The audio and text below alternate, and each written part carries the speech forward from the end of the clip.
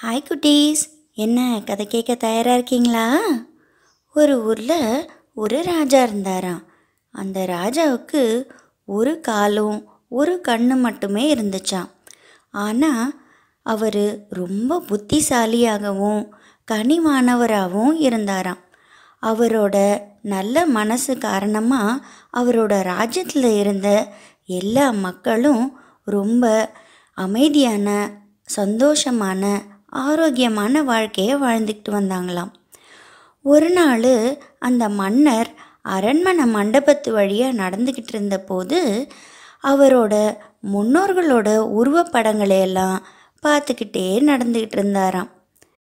தன்னோட குழந்தைங்களும் ஒரு நாள் இதே மாதிரி மண்டபத்தில் நடக்கும்போது இந்த உருவப்படங்கள் மூலமாக எல்லா முன்னோர்களையும் நினைவு கொள்வாங்க அப்படின்னு அவர் யோசிச்சாராம்.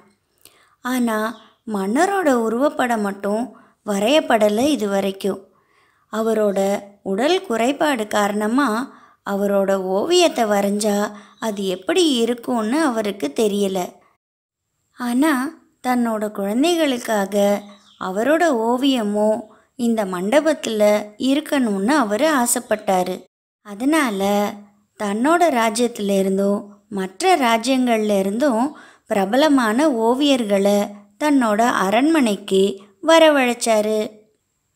தன்னோட உருவப்படத்தை ஒரு அழகான ஓவியமாக வரைஞ்சி தரக்கூடிய ஓவியர் முன் வரணும். அப்படி யார் அழகான ஓவியத்தை வரைஞ்சி தராங்களோ அந்த ஓவியத்தோட அடிப்படையில் அவருக்கு நல்ல வெகுமதி வழங்கப்படும் அப்படின்னு மன்னர் அறிவிச்சாரு. மன்னருக்கு ஒரு காலும் ஒரு கண்ணு மட்டுமே இருக்கிறதுனால அவரோட படத்தை எப்படி அழகாக உருவாக்க முடியும்? அதுக்கு சாத்தியமே இல்லையே. படம் அழகாக தெரியலைன்னா ராஜா கோபம் அடைஞ்சு அவங்களையெல்லாம் தண்டிச்சிருவார் அப்படின்னு நினச்ச ஓவியர்கள் ஒவ்வொருத்தரும் சாக்கு போக்கு சொல்லி மறுக்க ஆரம்பித்தாங்க. ஆனால் திடீர்னு ஒரு ஓவியர் கையை உயர்த்தி, நான் உங்களுக்கு ரொம்ப அழகான ஒரு உருவப்படத்தை உருவாக்குவேன்னு சொன்னார். அது உங்களுக்கு நிச்சயமாக பிடிக்கும்னு சொன்னார். அதை கேட்டு மன்னர் ரொம்ப மகிழ்ச்சி அடைந்தார்.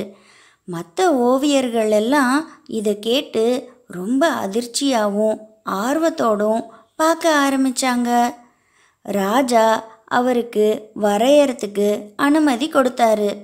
அந்த ஓவியரும் ராஜாவோட உருவப்படத்தை வரைய தொடங்கினார்.